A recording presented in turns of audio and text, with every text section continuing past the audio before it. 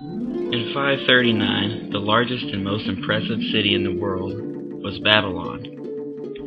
It sat on the Euphrates River within the Fertile Crescent, some 60 miles south of modern-day Baghdad. It became well known in the 6th century BC for King Nebuchadnezzar's architectural achievements. This is the story of how one of those great wonders was bested. The wonder we speak of was one of the original 7 of the ancient world. It was this seemingly impregnable fortification that surrounded the city, the walls of Babylon. If a conqueror wished to march into Babylon, he would first have to cross the moat that surrounded the city, and then manage to presumably go over or go through the outer wall. This was no easy task, as it stood 300 feet high and was thick enough for chariots to race across its top. Beyond that stood the inner wall, not as thick as the outer wall, but considered just as strong. There was also a beauty to this wonder. This is the front section of the Ishtar Gate.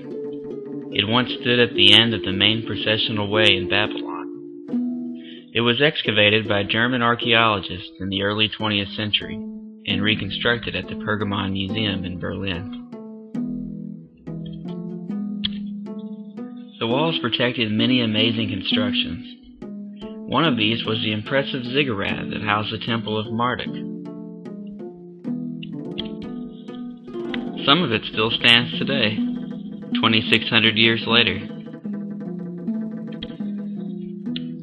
The walls also protected another of the original 7 wonders, the awe-inspiring Hanging Gardens of Babylon.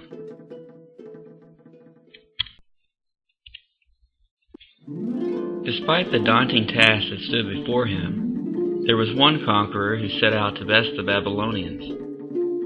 This is the Persian king Cyrus the Great, who in 539 BC had already conquered the Lydian Empire, and now aimed to conquer their well-protected allies to the south.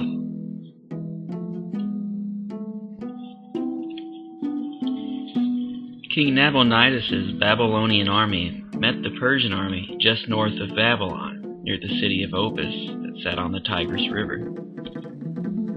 Cyrus won an impressive victory, and the Babylonians retreated to their famous capital and the safety of its wondrous walls.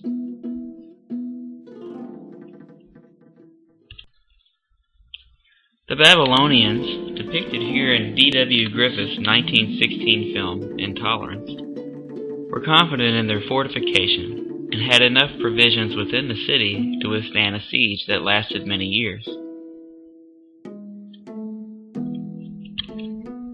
Daily life for the Babylonians changed little during the siege, and when it came time for one of their annual festivals, the great feast continued as planned. Cyrus had positioned his army at the gates on the Euphrates River.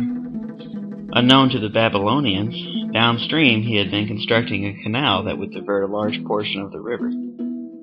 Herodotus tells us that the river waters lowered to thigh-high when the dam was broken. The Persian army simply walked under the gate and into the city.